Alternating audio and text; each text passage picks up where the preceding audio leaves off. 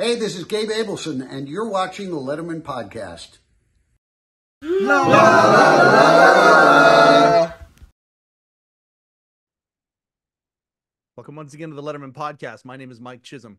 All right, so we are going to continue with our recap of the Letterman Podcast's pilgrimage down to Hollywood, California, La La Land in May of 2024 to go see David Letterman perform a couple of times, it turns out. And also visit with a whole bunch of folks that we've become friends with over our time here over the last couple of years. Day two was when things were supposed to get going, but as we showed in the first episode, day one was action-packed, and you can go back and take a look at that.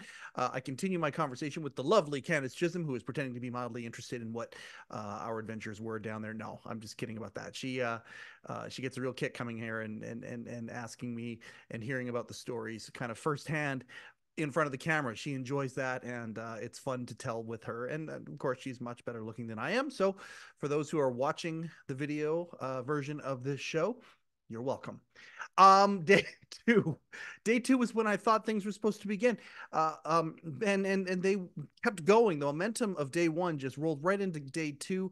The first group of content or videos that we're going to be showing on here. And there's a lot of videos that I cut into this thing from the apartment of Gabe Abelson. Gabe Abelson was, of course, one of the very few monologue writers for David Letterman. And in the late 90s, when Bill Sheft kind of stepped aside, Gabe came in and was the head monologue writer for a few years, 4 or 5 years, I believe it was. And he and I have become friends. We actually met on J Ryan's podcast, or on his internet show, Cars and Comedy, Late Night Playset. We met there. That's where Gabe and I originally met, and then he came, of course, on to our show. One of our most popular episodes, actually, was Gabe Abelson. I've had a lot of people reach out to me asking questions about the monologue and things like that. A lot of that information we got from Gabe, and just a great guy. He and I have become friends through this process, and it was really cool to go down there and hang out with him for a while. And I've got a lot of shots that I'm going to intercut into this episode from Gabe's apartment. So Gabe, he has a ton of cue cards from the monologue, and he gave us one. We talk about that with Candy, and I show it here. We'll show pictures of it as well, and also you know, he had a bunch of mementos. He had a prop joke. There's a prop joke in there that he didn't write, and we're gonna try and find out who wrote it to see if we can track down the person. I'm going to go to Steve Young first. I think he might have been the culprit behind this prop joke that he has. But also, we go through some of the newspaper articles that he was featured in, or his jokes were featured in, and some of the other mementos that he had. His Emmy wall is unbelievable. It's really cool that Gabe's a very thoughtful guy. Not only a talented, extremely talented writer, performer, also a performer, teacher. He loves teaching people how to stand up and the art of the nuances, the little things, you know, carving the edges off the sculpture that is already there. Gabe loves to drill down and dial into that. And I love Gabe. He's such a great guy. He's a brother from another mother. So going into some of this stuff with him and seeing the things that he has collected and over the years, really thoughtful. And so, yeah, I'm going to interlace a lot of video of Gabe and Gabe's place into this. After Gabe's, I went to visit J Ryan, which is where I met Gabe originally. Jay was on a few weeks ago, and I haven't seen him in 2 years in the flesh, and it was fantastic to see him and hang out with him. Hung out with him and Nicole for 2 or 3 hours. We just hung out, sat on the floor, and Nicole, we talked about her before. If you don't know, you know, Jay's wife, Nicole, who is just, I adore her. And she's had her life waylaid, unfortunately, by MS. And it was just really nice to connect with them where they are right now. And I mean, there's parts of it that suck, of course, with where Nicole's at.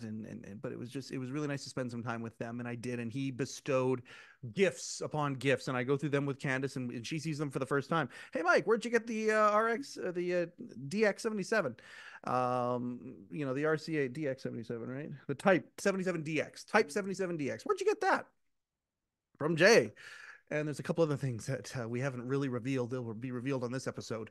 Pretty cool gifts that Jay gave us, myself, but the Letterman Podcast. And I just appreciate his support to no end. After that, left their house and went directly to the Paramount lot because we wanted to see our boy Chris Harris. Chris Harris, of course, former writer for Letterman, but now the EP on the continuation of Frasier. And boy, was it cool to be there. And he let me come in. I was given the VIP guest treatment. I got to see a few of the scenes filmed for the premiere of season 2. Kelsey Grammer came out and gave this amazing speech and had people in tears. He was in tears, talking about how grateful he is.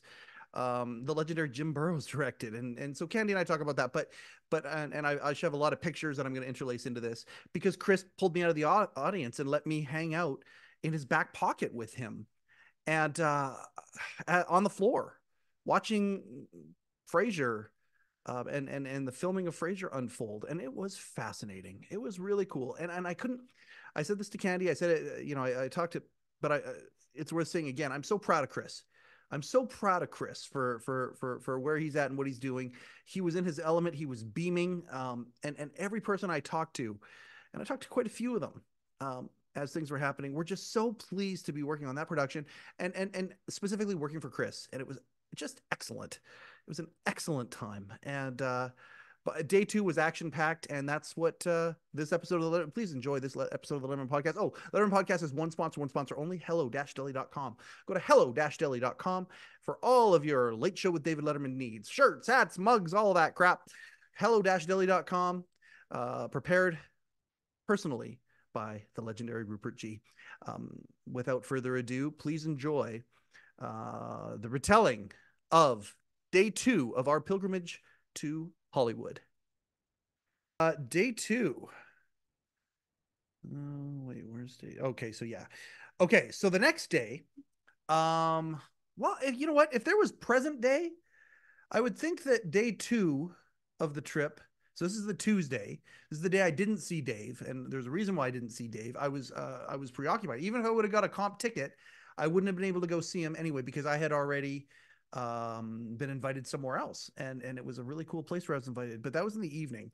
So day 2 began with me going to see Letterman monologue writer Gabe Abelson.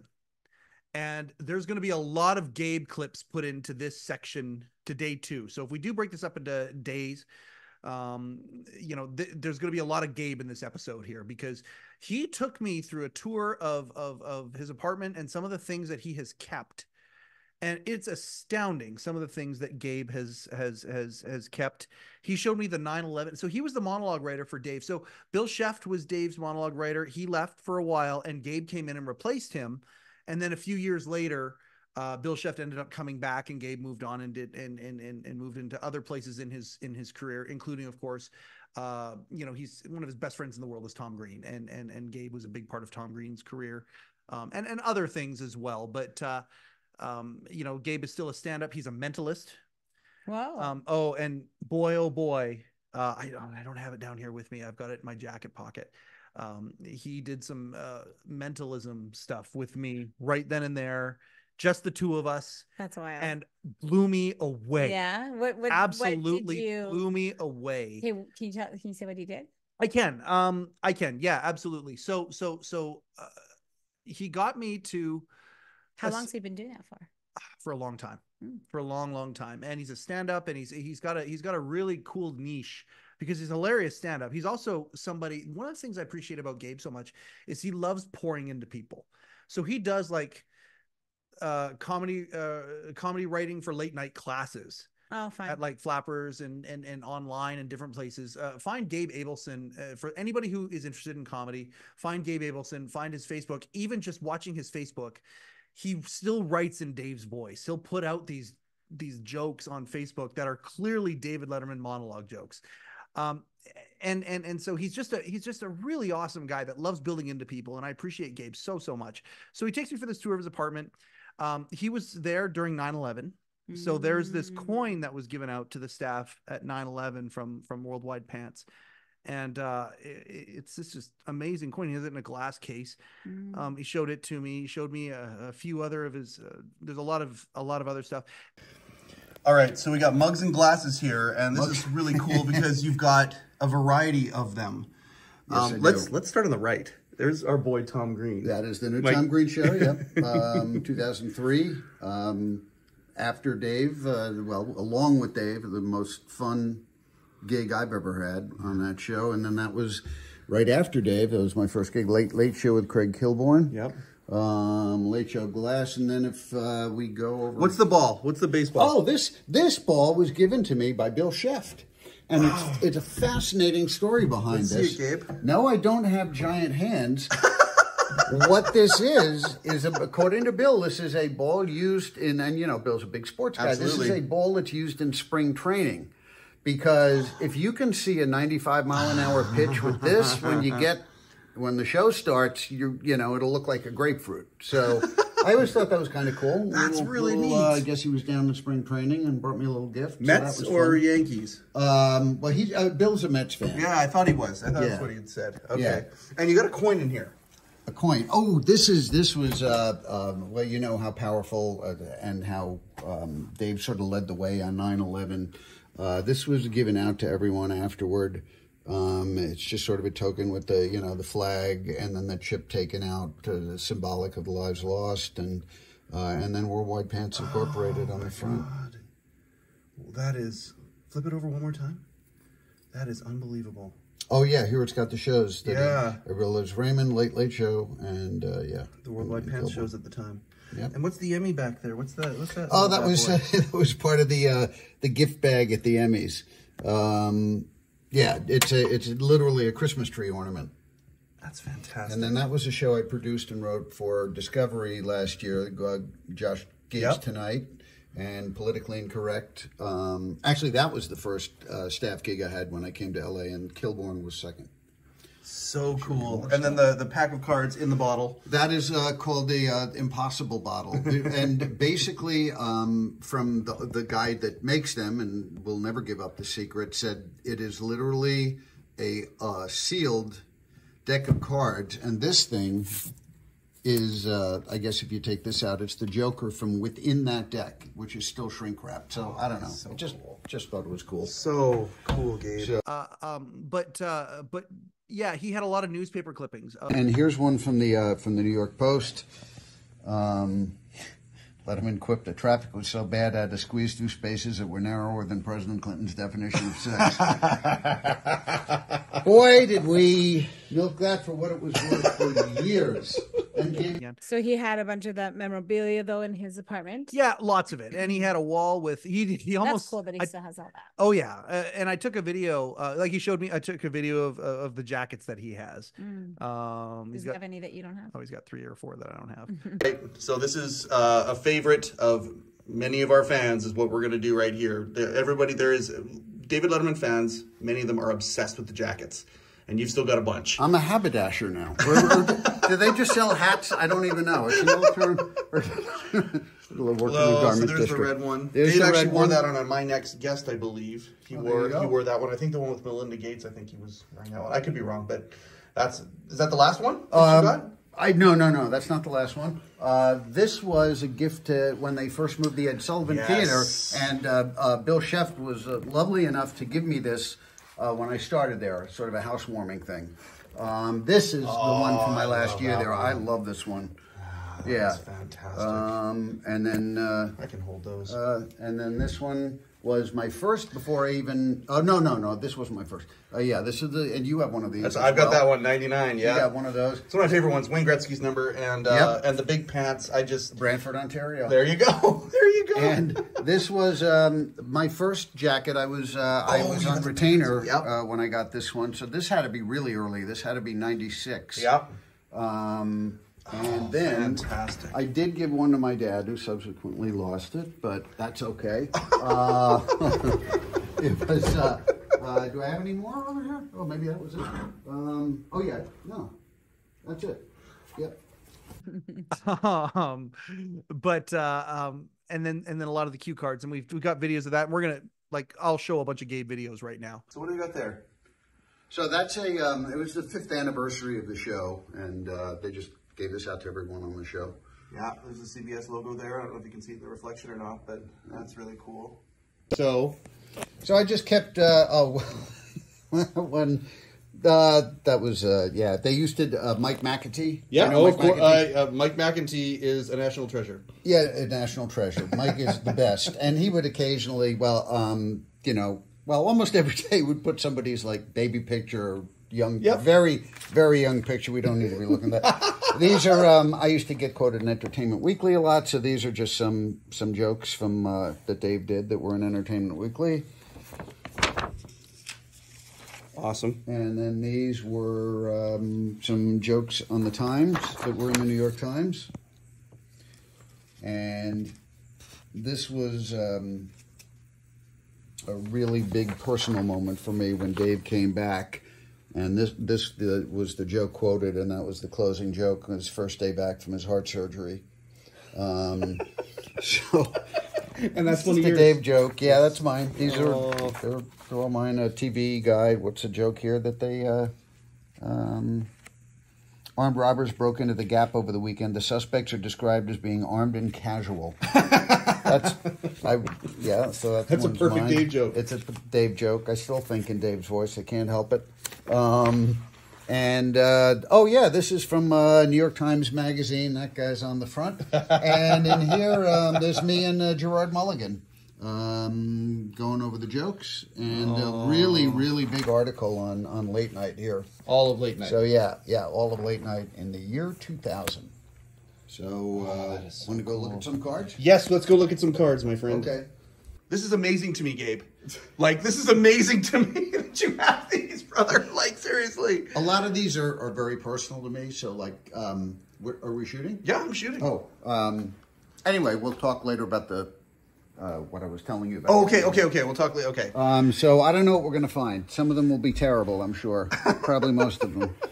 Oh my God. President Bush wants China to return a spy plane. Good luck. They can't even get Clinton to return the sofa he stole from the White House. That's when they were stealing furniture. Yep. When Tony makes a hash mark, that means it is the closing joke of the monologue. Oh my God, that's so cool. So that's just okay. A little bit of trivia.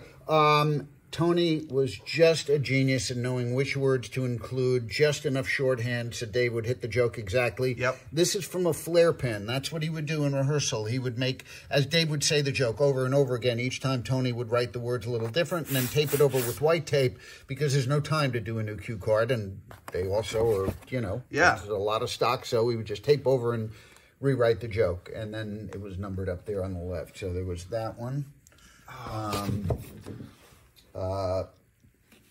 Okay, so this is not a final cue card. That's something along the way. That's usually the way it looks when, although he did tape over it. Maybe he made a mistake. But when it's not in red and underlined and everything, that means it's the way that Dave checked it off on the page. Yep. And then it'll get tweaked in rehearsal.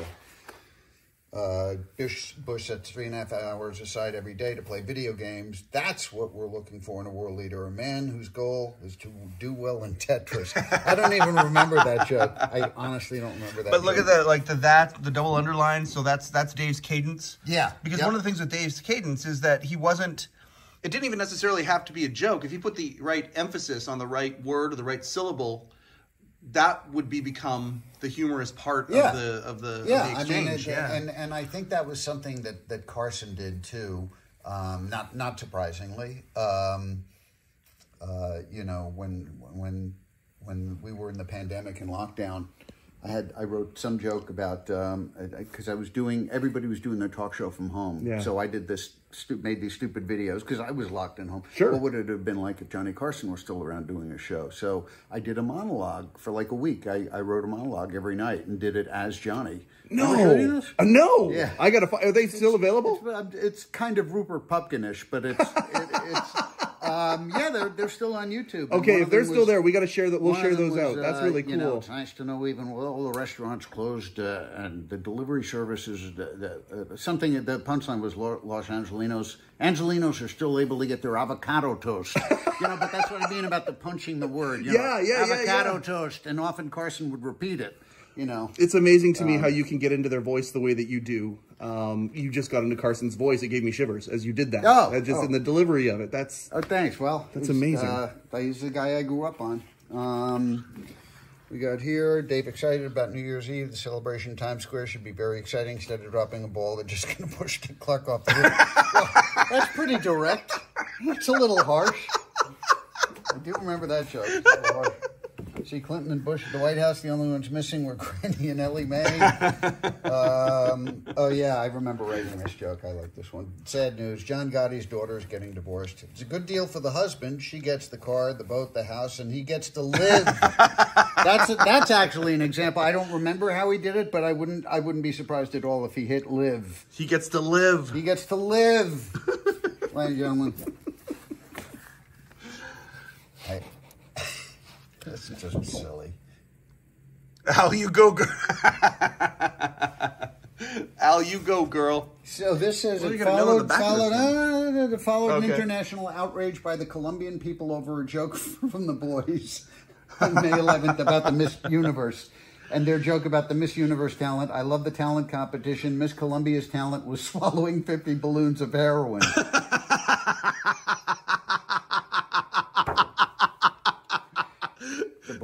That was a Barry and Mulholland joke right there. Mulholland and Barry. And so, so I guess there was, it was an international outrage over that joke.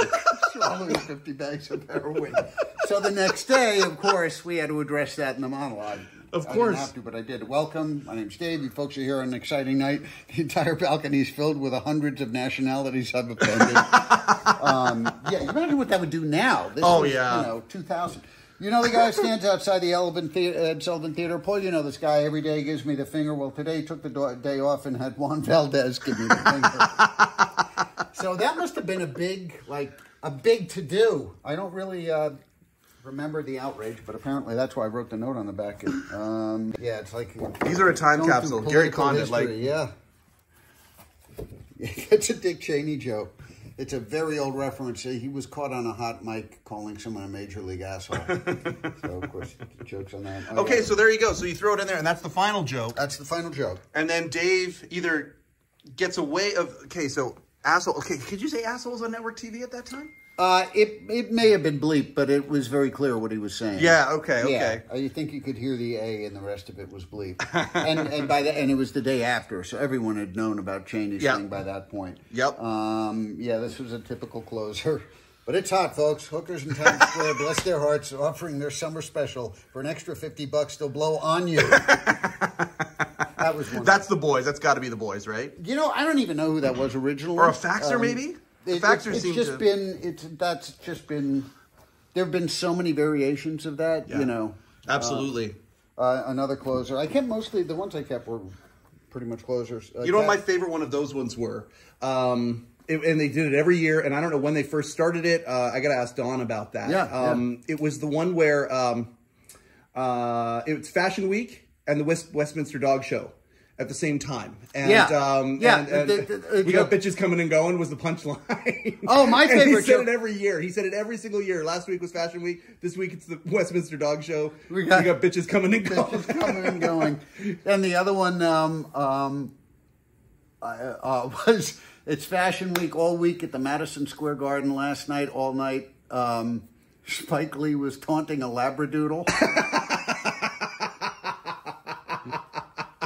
I don't remember what the dog was. Actually, I think it was a Bichon Frise, but now Labradoodle would be the go-to. Oh, Labradoodle would be the one for sure. Yeah, it would be the one. But I always thought that was funny.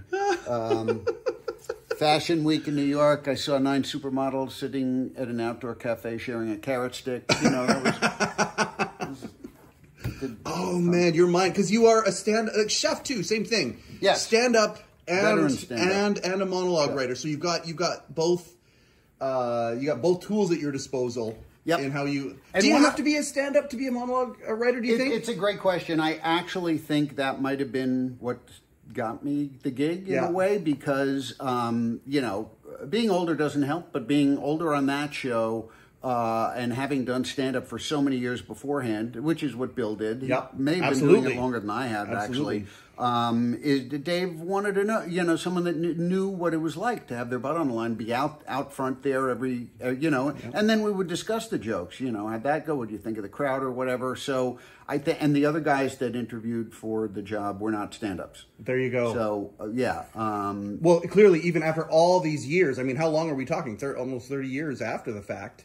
Yeah, 24 years. 23 years. Yeah. 23. Okay, so 23 years after the fact, you're still right there in the delivery of it. Yeah. As opposed to a writer who might, be a little bit fuzzy on it. You're sharp as a tack when it comes to... Well, I mean, I've been working on other shows ever since. So, that's true the too. writing muscle keeps... But like I said, I still tend to write in Dave's voice, even when I'm writing for other people. And I think that, that helped me too. But everybody follow Gabe Abelson on Facebook, because it's delightful, where every few days you'll see just one of those beautiful... the economy of words is so awesome. The joke will pop up, and it's so great that the whole joke's in bold because there's so few words in it.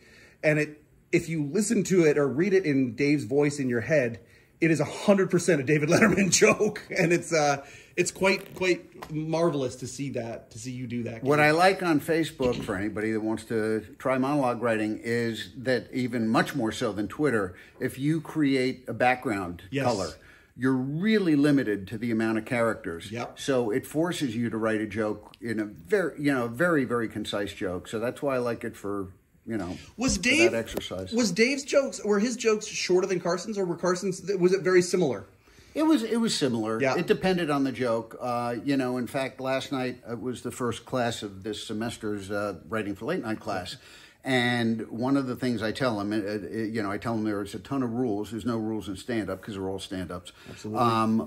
But every rule is breakable. In terms of rules, like every rule in a late-night joke, there is a definite structure, music to it, a certain amount of beats per measure. And there's not like that in stand-up. Stand-up, if you're formulaic, you're a hack. But in late night, you almost have to be formulaic. There is this template which is why the languaging of a lot of hosts, you'll hear them da-da-da-da-da. Apparently, I don't know about that, but so, and so you hear a lot of the same thing. So I always tell my students, and this I don't think is in a book anywhere, to try to keep it to 3 lines or less on the page. I mean, that's pretty much how Dave liked to see it. Yep. Sentence should be a short, simple, factual sentence, not funny, just based on and with no extra words. And so if you're near the end of line 2 and you're still on your setup, you're in trouble. That means take a different story.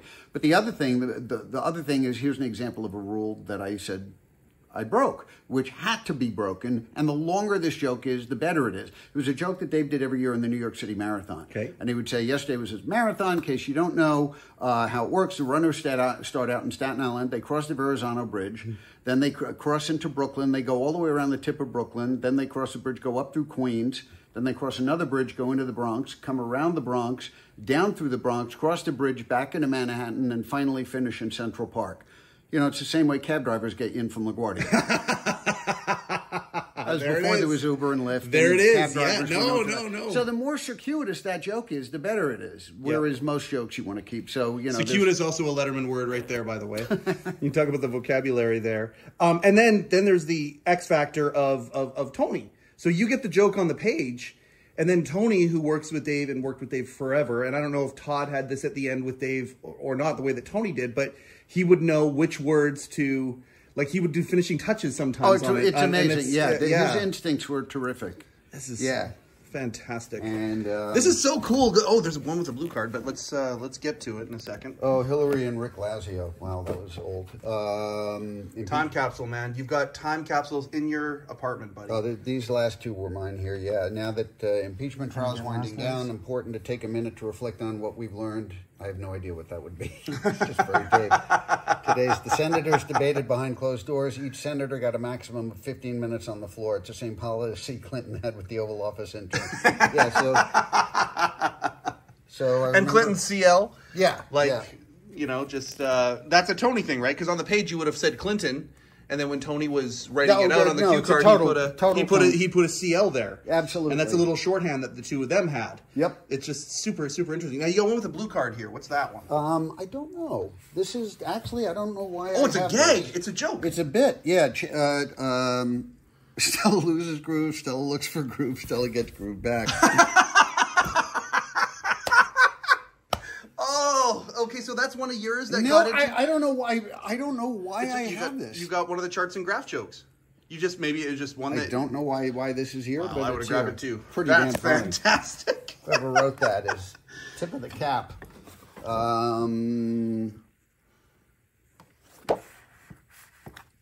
Oh, I guess Butch was on the show. Yeah. You should feel at home here tonight. He's used to hanging around guys with heart trouble. Cheney and Letterman, of course. And Guys with again, heart trouble. and this was a Hillary joke. Again, Tony taking a liberty to do that. You all know George Bush. He's the candidate from out of town who's not running for Senate. Meanwhile, Clinton's having a great time. Last night, LN always means last night. He was up at the bar in Chappaqua buying shots for the Bush twins. Oh, you guys got a lot of mileage out of Clinton, didn't you? Just, there's a ton here. There was one that I wanted to show you, which was the Post one, and that's one that to me. Oh yeah, so Tony would sometimes do something like this. Like again, this is the starting position. Yep. This is before the red and the underlining, which is going to be on a separate card. Yep. This is what we go to rehearsal with. And then this he'll do, even in rehearsal, if he Yep. needs to cover something up quick. Now people are saying that he's been cheating at golf. So what he'll do is he'll write it down here and then not take time to do that till he's back in his office. That is so neat to see the process. Oh, that is so great. Oh, yeah, the one they're giving away Furbies. You remember Furbies? Oh, yeah. I need a Dunkin' Donuts. Bush campaign. Stand-up gig. That's cool, though. And you did a lot of that while you were working for the show. You still did. No, I quit stand-up completely when I Okay. worked for the show. Yeah. You had to. Yeah, and people would say to me, doesn't it bother you that you're not doing your own jokes anymore, that David Letterman's doing? And I would say, okay. I mean, how did First that- of all, yeah. when I do it, 200 people hear it. Yeah. And I said, but most importantly, it's David Letterman doing my jokes, not me.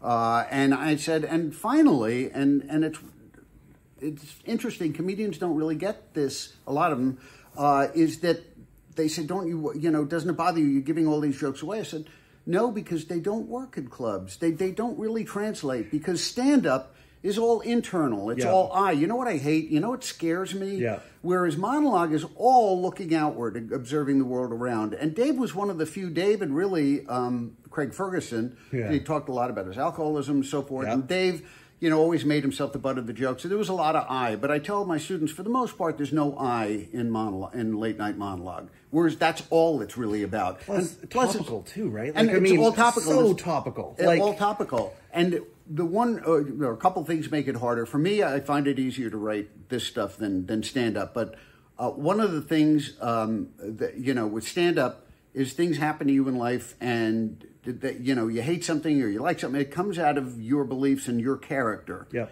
Whereas when someone submits to a late night show, there's no them to sell it. So the joke has to be that much stronger than the stand-up joke. Really has to jump off the page. Yeah. Yeah. No, that makes a lot of sense. That makes a lot of sense. Okay. Okay, so here's this one. Yes. Now, I believe this, actually, if I remember correctly, was Bill Sheft's joke. Okay. And this joke, which the last joke, was my joke. And it was reprinted the next day in the New York Post. And there's the card from it. I knew nothing about the surgery, and the operating room was very crowded. There were 3 surgeons, 3 nurses, the anesthesiologist, Paul in the band. I mean, what a great joke. Nice, Bill. Nice work. That was great. So, okay, was Chef... Why was that Bill's joke? Like, was he back at the time? No, at Or this did time he- he was... Or was he like a would- faxer? Yeah. Basically? No, I wouldn't... I mean, look, he's a good friend of Dave's. Sure. So I think he would probably just send some jokes, directly to Dave. And yeah, I mean, that's funny. But, at that point, I mean, he was still really busy with the book, so it was Yep. an occasional thing. But yeah, I always liked that joke. Okay, so say your joke, though. Let's say your joke. When I found out I had to have a quintuple bypass, honestly, my entire career flashed before my eyes. And I'll be honest with you, that most of it was awkward silences. So, as a monologue writer, I just added something that I wouldn't add, which was I said, honestly, my entire career flashed before my eyes. I'll be honest, I do not like repeating words Too many in jokes, yep. unless it's intentional. Sometimes you want the punchline to directly reflect the setup. That's very, very cool. Yeah, I'm trying. That's to think one. of That's example, one. If but- it were, if there was one to be framed, I could see why this would be in contention for one that you would want to frame and put up. Yeah, like that's a yeah. special one from a special time, special memory. special memory. I wonder if you have any Carson jokes in this. Oh, like it was so cold. I'm sure These they're are mostly cold yours, jokes. I would assume, but. Oh, you mean jokes that Johnny actually written wrote? by Johnny? Yeah. Okay, so let's go over that again. Like, when a joke from Carson would show up, how did that get inserted in the monologue? Was that That was straight to Dave. It went straight to Dave, Yeah, and then straight to Tony after that. So if you gave Right. him a list of, in order, say 12 jokes or whatever it is for the monologue, there might be a 13th or a 14th, or one might be edited around, and it would have been as far as I Carson's? remember, the Johnny jokes never went to me At all. at all. Wow. At all. Yeah. The boys' jokes went to me and all the factors Yeah. jokes. So this was a joke I wrote when I was on retainer there. And then I got the job the next day, and Bill said this joke had a lot to do with me probably putting over the top. And I think it's not at all the greatest joke I ever wrote, but for whatever reason it tickled Dave. It's always different for everybody. This was a joke. We have the Twin Towers, well, and you have Dolly Parton. Oh, yeah, that's when the whole audience was from Tennessee, I guess. Oh, okay. Yeah. They used to have They audience from different brought in the cities. audiences. Yeah. They brought okay. the audiences. Yep. And so this was my joke. And in honor of our audience being from Nashville, the hookers in Times Square, bless their hearts, are offering their country music special. For an extra $50, you get a hoedown. I'm so not proud That's a of great joke. That's a great joke. that. Thank you. Well, because it leads to the imagination as to, like, hoedown is funny. Right, And then right. it leads to the imagination of what the hell a hoedown might be. Right. But if What you is really that? analyze it, it doesn't even logically make No, sense. it doesn't. It's one of for those an extra $50? Well, what are the first $100 for? Aren't you getting her down for Anyway, this is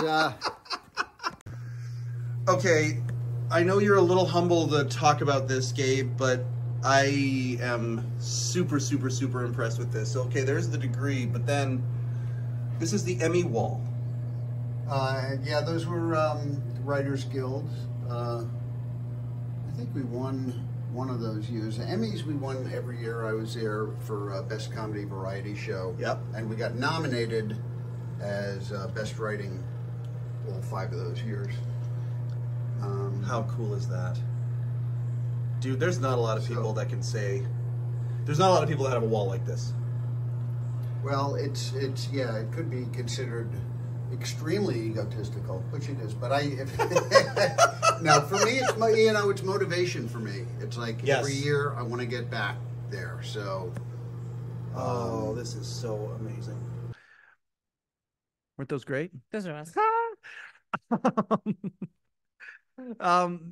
So one of the other cool things about Gabe was his mentalism, and so you asked about what he did, and so he did 5 or 6 tricks. And I don't even want to call them tricks. They were, yeah, Magic. it was surreal. It was surreal. Like he pulled Alara's name. Like he had me, and I didn't even write the name down, but he had me think of her name. And there was a couple little pieces of manipulation and misdirection with pieces of paper and things like that. But he ended up writing down Alara's name. And I mean, like the first thing he says to me, okay, so it's an unusual name. Yeah. Yeah. Okay. He goes, yeah. And there's two A's in it. Yeah. Like, I'm like, yep. and I'm not doing what he does any justice. And I'm just, if you have an opportunity to see Gabe Abelson do mentalism and what he does, it's Does he do it in does he do it on stage somewhere? Like, He does. Can you go see him? Yeah, he tours around for sure. It's a pretty cool gig, and he astounds. He just does, and he did it one-on-one right at his kitchen table. It's awesome. And for about a half hour, 45 minutes. Like I spent a few hours at Gabe's. And we had a lot of fun, and he gave me something. And I got to choose which one I wanted. Oops. And I wanted one that I wanted one where Dave me made fun of the network. Well, you can if you want, but it's a you and I love Survivor. And so this is a joke that Dave told, and I gotta maybe get Don Giller to find out exactly the date of it, but and maybe get the clip. But welcome everybody. My name is David Letterman, CBS's only true survivor. And then everyone, does their thing and claps. Or oh, thanks, babe. Appreciate that. No, I'm helping. Well, Survivor is over. Yeah, ended last night. So now 40 million Americans can now get back into the habit of not watching CBS. Oh, laugh and track, I love laugh track. well, it wasn't a laugh track because at the time people would laugh at it. Yeah, it is good. And he signed the back of it to me. Do you want me to show that? Do you want to read it? To Mike and the Letterman Podcast. Mike, you're doing God's work. High praise. Love the show and you for keeping it all alive. Aw. An incredible period in television history and now enjoyed by a new generation. Keep up the great work. Best, Gabe Abelson. Wasn't that cool? Yeah, that's great. Wasn't that great? More to come on this credit It's card. very cool. On this cue card. This cue card actually plays into our story on night 3. But okay, so after Gabe, Tuesday afternoon, it's Tuesday afternoon between 12 and 1. I went to J and Nicole's. Oh. Yeah. Lots of presents there, some of which you haven't seen. Actually, I don't know much about you. You know one of the presents, but you don't know. And I'm going to show the presents here.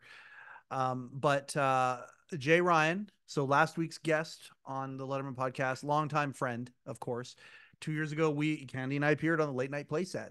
Great. And it was so much fun appearing there with Jay and Nicole. Yeah. And we used to do shows every Tuesday and every Thursday, live at 5 p.m. And they would broadcast from the late night playset. They have David Letterman's old desk. Jay is the guy who stole the microphone. We've told that story here before. He's that guy. He's the guy who stole the microphone. Yeah. And wants to make amends desperately. Wants to give the microphone back to Dave personally. And is still trying to figure that out, how he can do that. But Nicole, of course, if you know them, if you watched last week's episode, Nicole was diagnosed with MS. I think 8 or 9 years ago, and then 5 years ago, got to the point where she could no longer. Now these are people that both worked in Hollywood. Jay in productions of all sorts. He worked for Conan. He came out west, and worked for all sorts of different shows, David E. Kelly shows and other things as well. And Nicole was a power player in Hollywood. She represented some really massive, she represented massive comic talents and a take no prisoners type of gal. Nicole is just a force of nature. She is, she was just Chris Rock, and she opened the movie Superbad. Like she opened that movie from a PR standpoint, like crazy stuff. Like she's formidable. Mm-hmm. Diagnosed with MS and has been declining, unfortunately, ever since. And in November, around American Thanksgiving, they stopped recording the late night playset. And they want to do a few episodes, and Jay talked about that a little bit last week. But going to hang out with them was unbelievable because it was just us. It was just us, and we sat in that. Remember that was the one part of your trip I was like, oh, I wanted to be there for that. I know. And they send you so much love. By the way, I love them a lot. Yeah, they send you so much love, and it was just sitting on the floor, leaned up against the couch. Yeah, were Jay and Nicole, and I was leaned up against the other side, and we just looked and we talked for 2 hours, 3 hours almost, actually. It was it's really good to see my friends. It was good to converse with Nicole, and Jay and I got to the point where he and I were talking back and forth because we hadn't caught up in a while, and certainly not in person for 2 years. And so, and then Nicole would just chime in every once in a while, and every time she chimed in, it was something insightful or fun. And I mean, did you get to hear that laugh? I did. She has the greatest laugh. I got to hear the laugh a couple times.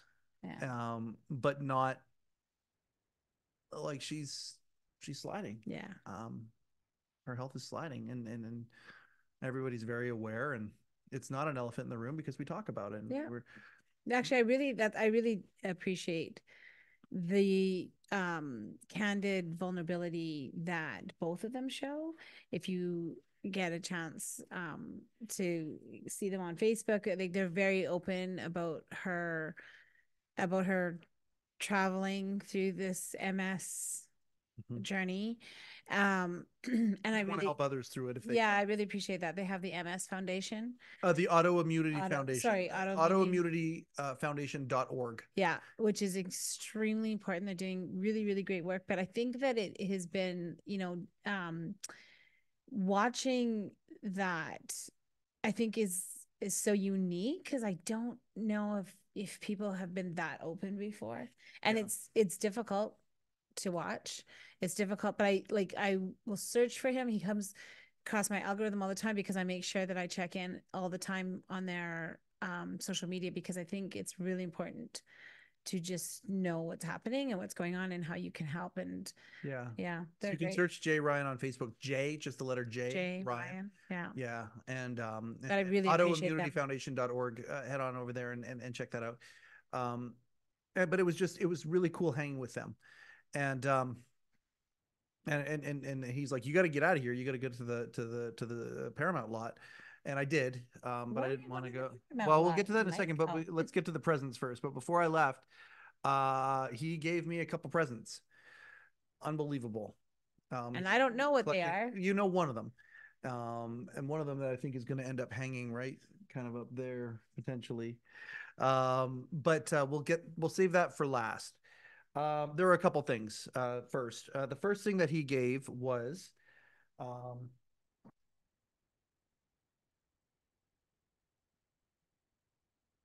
this is a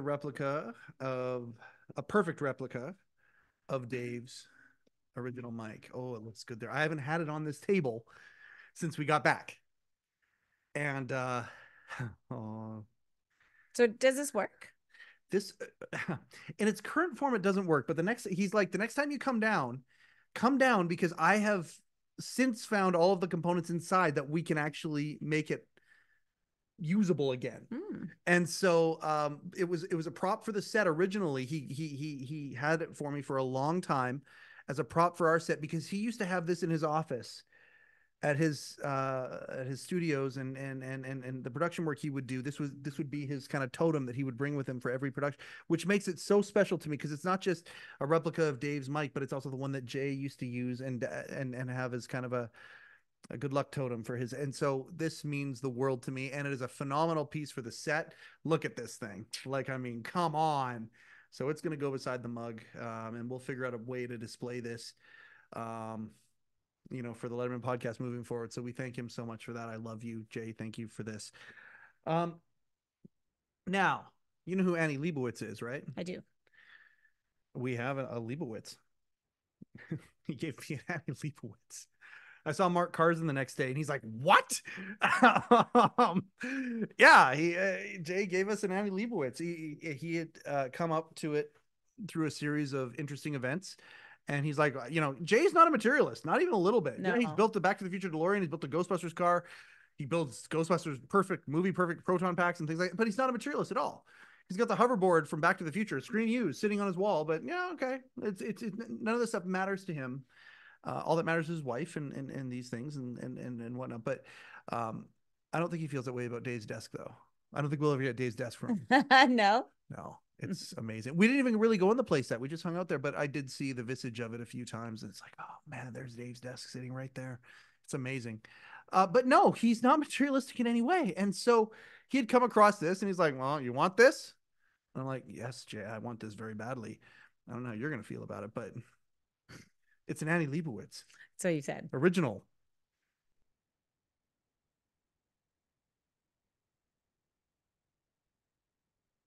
Would you like me to hold that for you? Check that out. Now, I want you to look at it first, because you haven't seen it yet.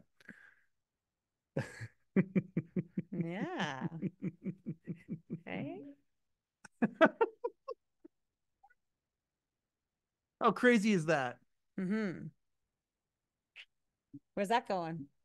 Well, you tell me. I mean, it's an Annie Leibovitz. You said, yeah. Isn't that cool? Yeah. It's neat. Super cool, right? Mm-hmm. Like take your little, character off right now. Isn't that cool? I don't have a character on. It's not going above our bed. No, God, no. It's a living room piece. Anyway. No. And then, could you do me a favor? Could you get the Late Night Bumpers book off the shelf from behind you?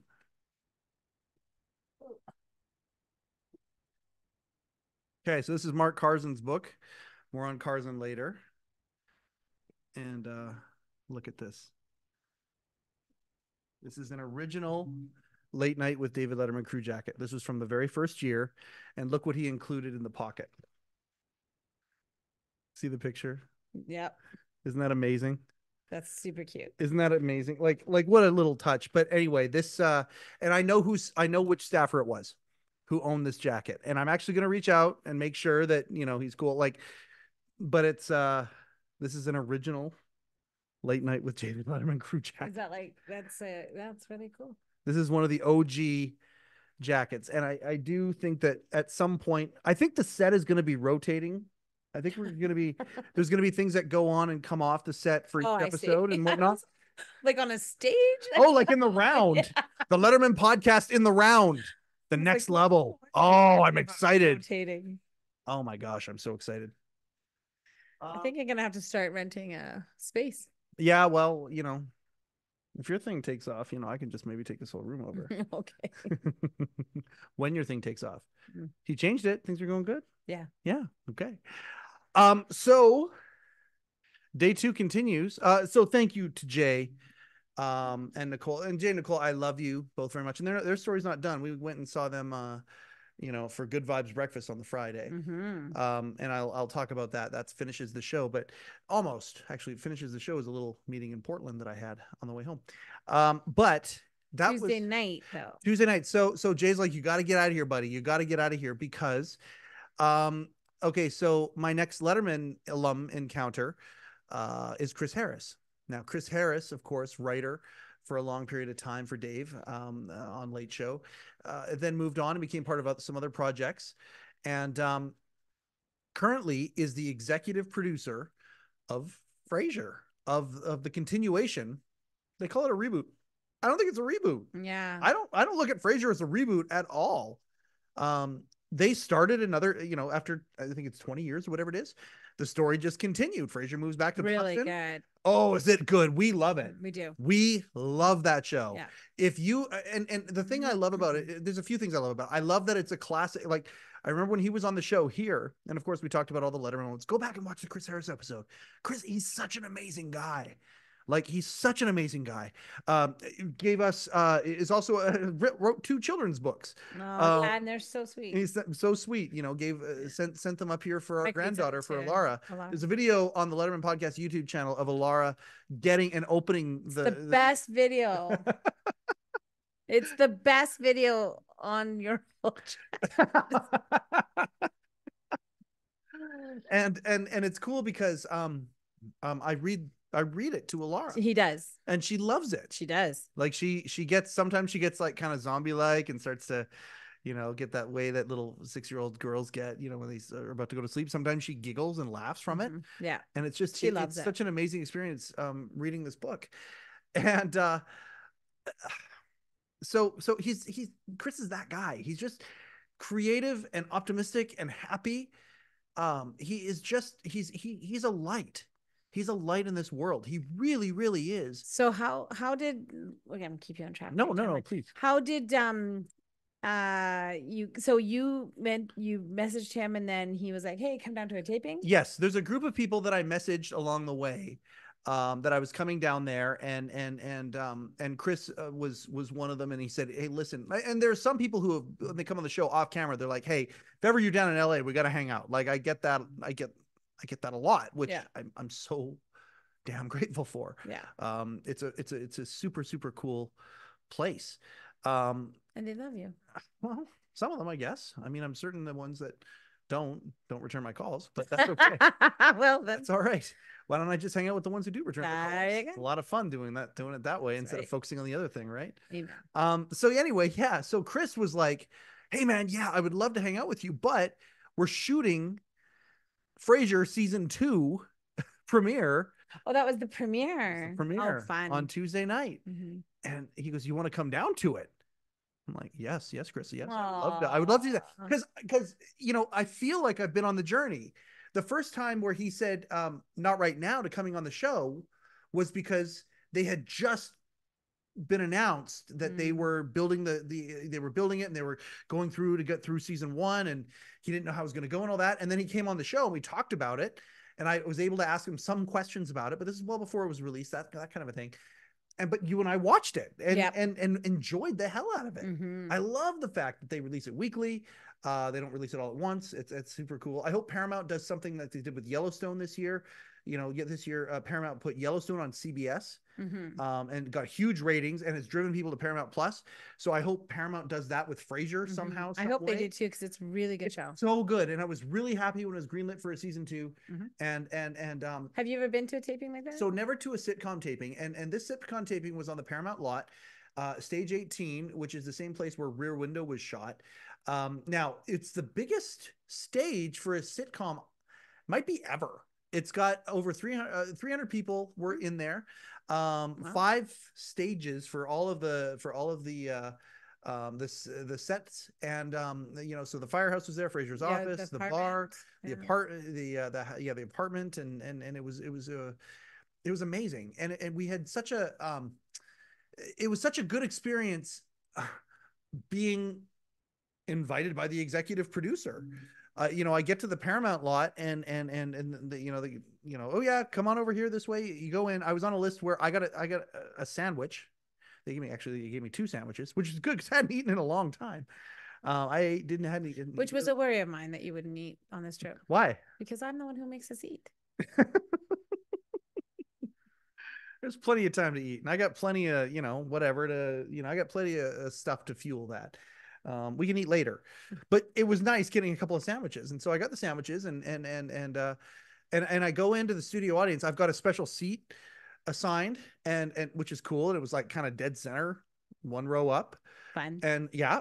And so it's like, okay, you're looking around, and I've got lots of pictures and video. I'll splice into this, but, and it's neat to watch the way that sitcoms are shot, because they literally will take their little camera sets, all 4 cameras or whatever, and they'll move from set to set, and the production moves with them. Now, one of the cool things that I noticed right away as the production people started coming down, James Burrows, legendary director James Burrows, directed that episode of Frasier. No, that's so cool. And I mean, you think back to, the legendary director of Cheers.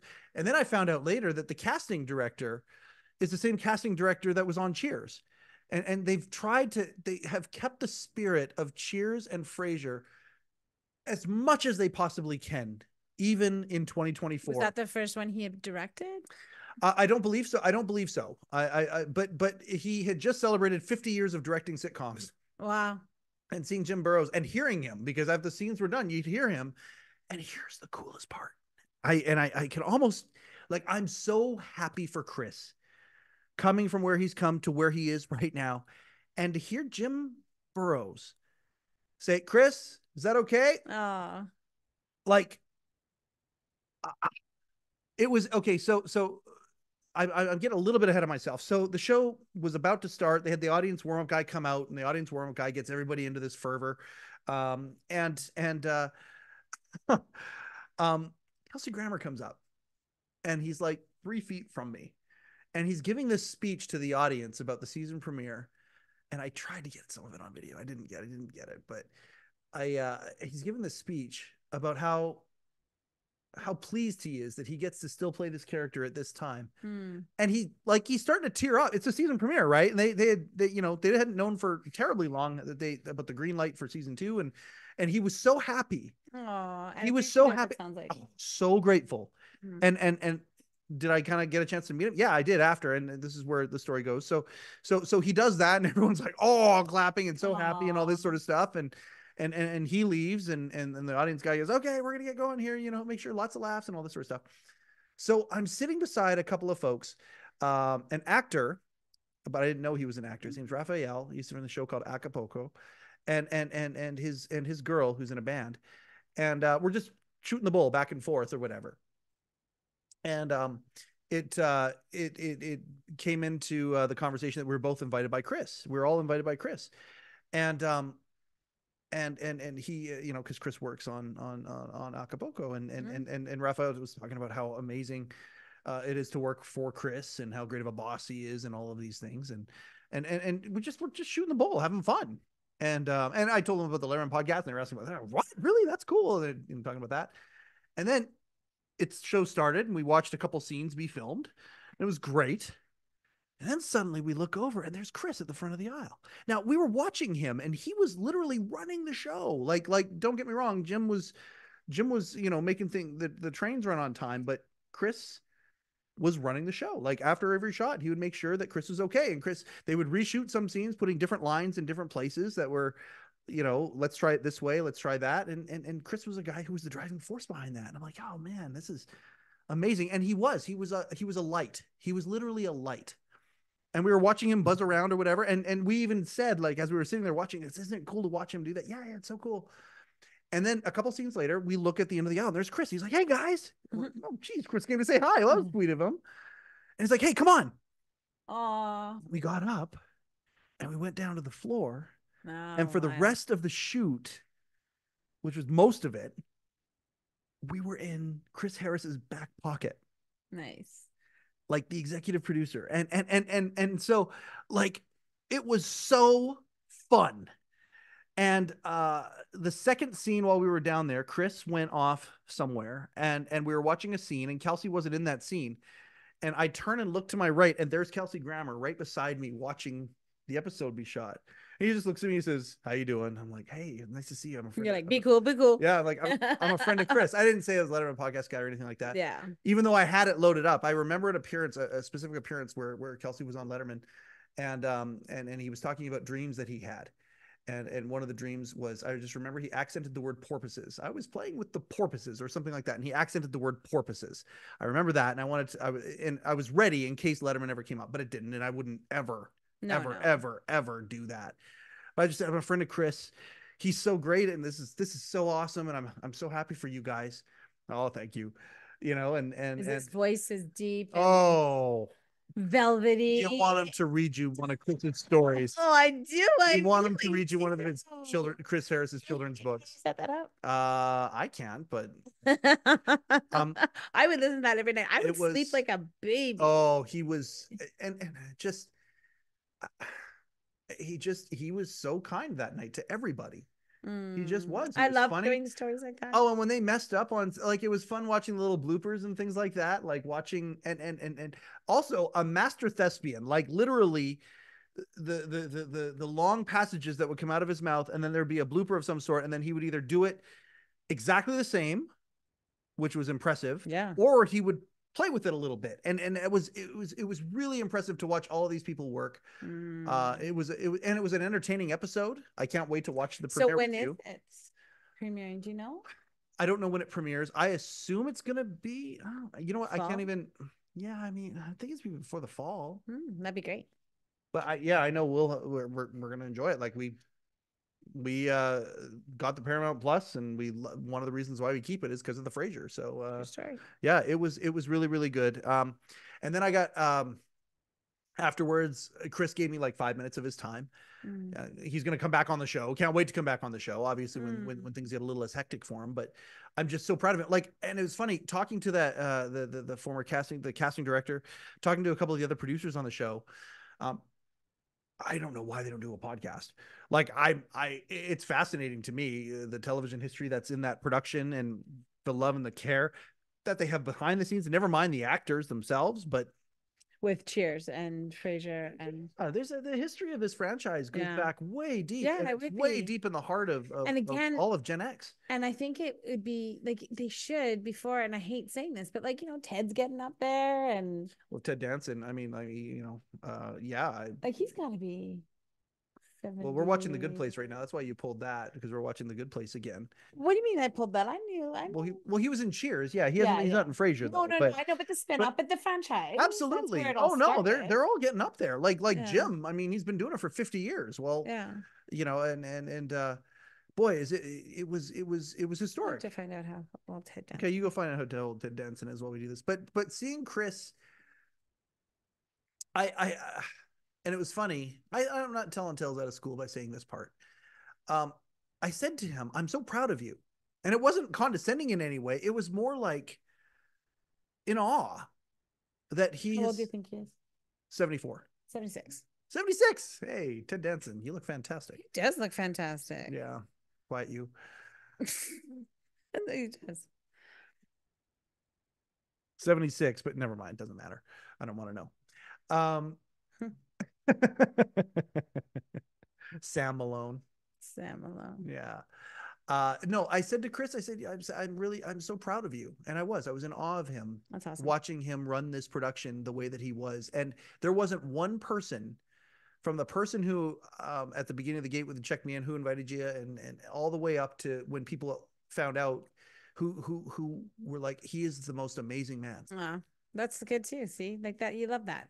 I do. And I mean, like anybody would love that, but like, it's neat when, like, you know, there's nothing worse than if you meet somebody and they just don't quite, not that this would be Chris, but even like Kelsey, yeah, you know, like that, how many times that happens? This is what they say, never meet your hero. Not that, you know, but I've told you my trick for that, right? I know I've told you, obviously, but I don't know if I've told the audience this. The trick to that is that you can be immune to that idea. Never meet your heroes. You're going to be disappointed. You could be absolutely immune to that. And the way you're immune to that is you don't have any expectation whatsoever. Yeah. And I just don't have any expectation. Don't expect anything. And then they don't disappoint anything. You'll never be disappointed. Yeah. But that's being actually said, a rule of life. That's what? That's actually a good rule of life. Yeah, it is. It is. So, and then walking out of the Paramount lot, I look and there's a food truck there. And I'm like, and I don't know if I might be offside here.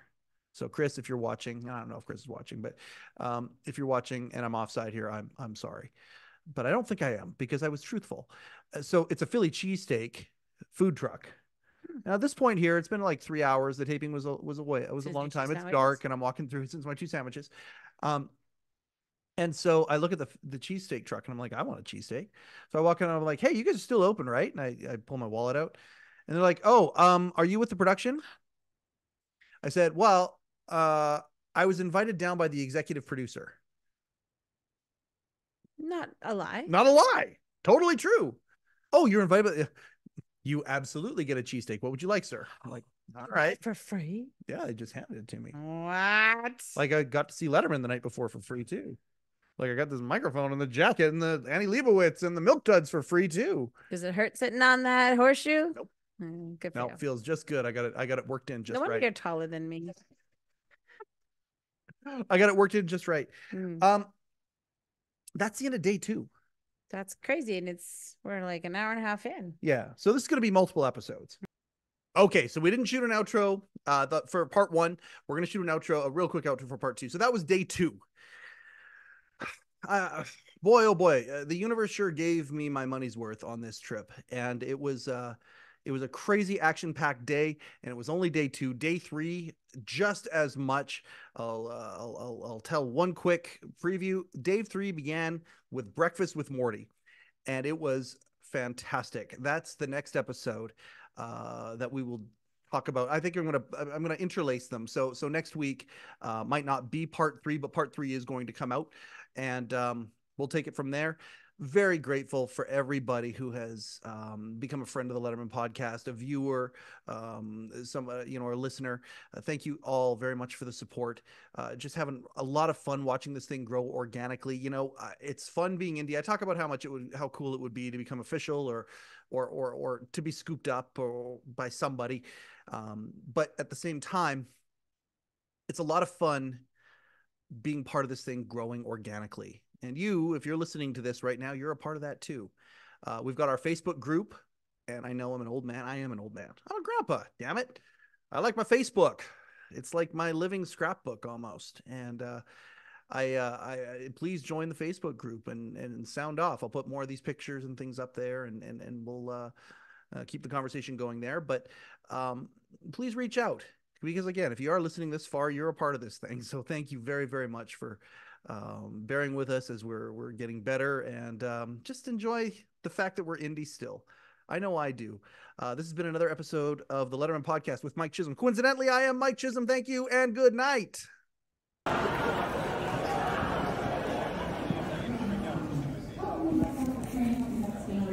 This is crazy.